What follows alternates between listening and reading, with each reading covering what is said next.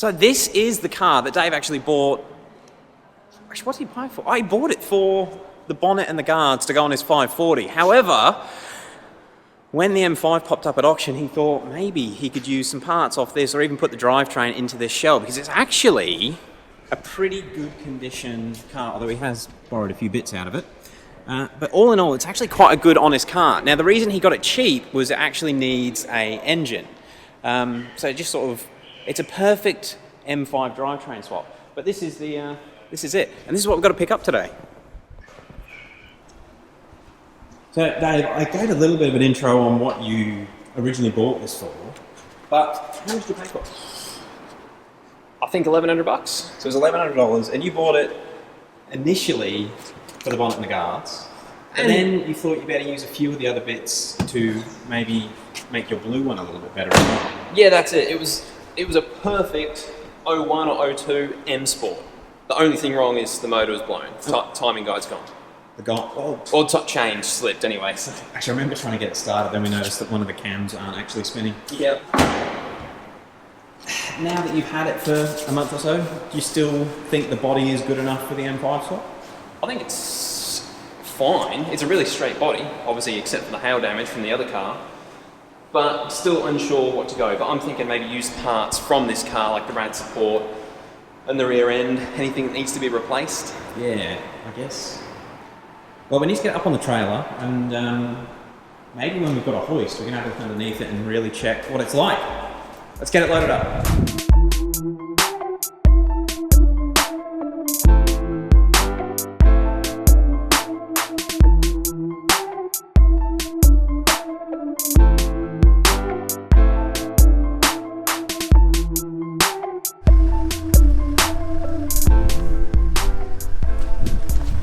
Locked in.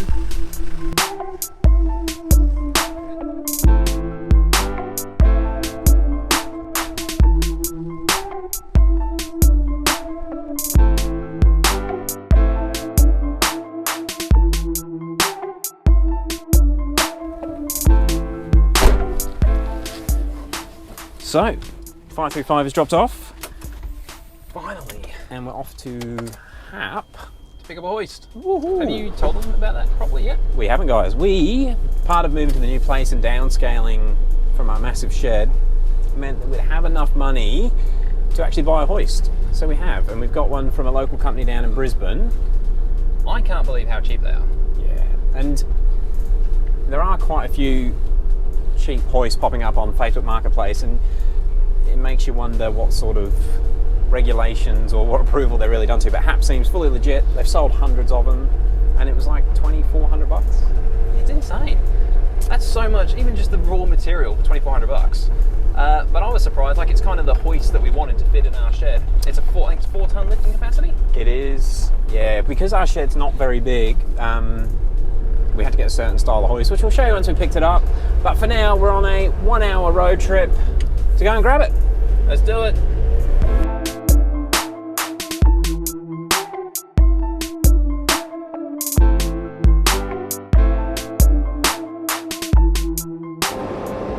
Well, we're out on the highway. We've got about 40 minutes till we get to Happ.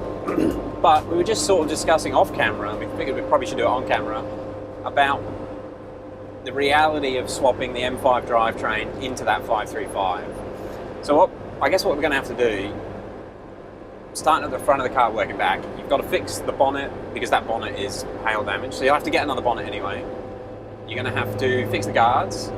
You're going to have to sort the headlights out, because the headlights... The left-hand side of the headlight's broken. Yeah. But all of those things mentioned so far, they're not M5 specific. So they'll be quite cheap. Yep. From a 525, whatever. And also, you can use non-M5 parts, and it doesn't matter, because the M5 did not have a special bonnet, guards, had the headlights. The engine should bolt in, and the wiring loom if needed. You should be able to use all the engine mounts, gearbox mounts, if they are different or upgraded. We should be able to swap the brakes over. even the interior, like your center console, obviously being the manual, that should all swap over. It will. It's a lot of time. It is a huge amount of time and work, and I think the entire harness may have to be swapped over. So you'd have to completely strip it to the shell. Strip both, and then rewire it, run everything through, everything. Actually, if you guys know, do the 540s share the same wiring harness as the M5? So that will save some work. Like if there's a joint at the engine or something, you can plug the S62 in. Yeah, that would be a huge benefit. But other than that, it doesn't have the M5 interior, so you're probably going to swap. Put the nicer door cards, the dash, and that sort of stuff. Actually, neither car have Alcantara, which is a bit. Yeah, I would have thought all M5s had an Alcantara hood lining, but that does neither of them do. Rear end, the diff should bolt in. Whatever you're going to do, you're probably going to use that subframe anyway. Probably, although I think it was Billy, he's another E39 fanatic from Melbourne, I think. He said that the subframes are the same, except for the camber adjustment bolts, so you can modify the non-M5 subframe if you need to. Okay, sweet. So that'll go in. Rear brakes should bolt on. Yep. It's going to be, off the top of my head, I reckon 40 to 60 hours work to swap it over. I feel like it could be more. It could be. I feel like we'd strip both cars in one day. We'd have them both stripped. That is definitely the easy part. Yeah, but then piecing it together nicely, repairing the stuff on the other car, like that just turns into hours, the bonnet and that. Yes. Then getting it running. The exhaust is an issue. The floor pan, obviously, in the 535 doesn't allow for the dual exit exhaust. So that will have to be modified, cut out, reshaped or whatever. Yeah, that could be 4 to 6 hours work just sorting that out. Look, it could be upwards of, let's be real, from when we pick up the first tool to when you drive it away for the first time, but it could be 100 hours work. The downside to that conversion, or what I'm thinking is the downside, is it's then that chassis isn't an M5, isn't an M chassis number. Nope. So yes, it's got an M5 running gear and interior and everything else, but it's still a 535 body. And 100. I reckon it would be less work to repair the blue one. But I reckon that would be the cheaper way to do it, because if we can get someone to straighten it, because we cannot do that, and then we do as much of the metal work and body filler work as we can. Like it might be 20 hours to do the repair after it's been straightened. And I'm hoping someone might be able to straighten it for $1,000, maybe $2,000. Yeah, I need to get that sorted, because a bloke came around, Joel, he's not a body repairer, but he used to do like ute conversions on patrol wagons. And he's like, yeah, that's absolutely fine. He's like, you slice the metal here, pull it in this direction, bolt it here, and then seam weld this bit and this bit, good to go. Yeah, there's 2 people that have looked at the car that are a bit cluey. They're not panel shops, but they've been involved in repairing similar type things. Of stuff. And they both think that it's not too bad to actually pull and get straight.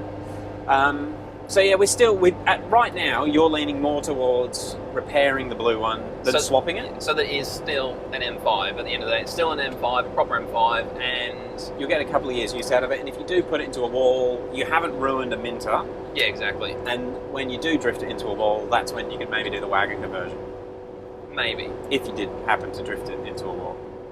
Look, we're still really opening up thoughts and ideas on this. The key decider is working out what a panel shop's going to cost us, but the work to swap it, looking at the 2 cars and having a closer look at that 535 today is a monumental amount of work for us to do, which everything takes us longer because we don't know what we're doing. I'm also starting to really like the paint on the M5 as well, whereas the 535, it's the Cosmos Sports 535, which is like it's the old BMW black before they went to black sapphire. It's like a dark grey. Yeah. It's not black. Anyway, just thought we'd fill you in on that while we're driving it down. But we should be at Happ, hopefully in about 35 minutes now. See you then.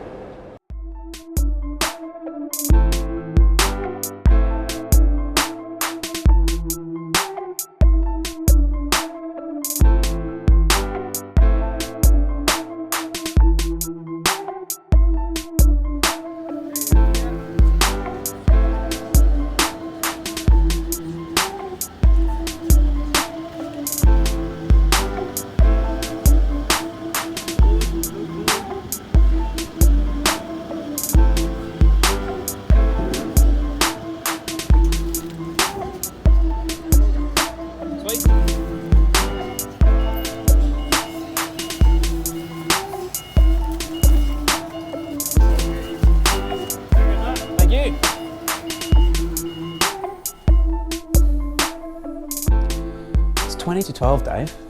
But we have a hoist. We do have a hoist. In the shed. Our afternoon did not go to plan. Sorry about the lack of footage between when you last saw us, which was about 6 hours ago, I think.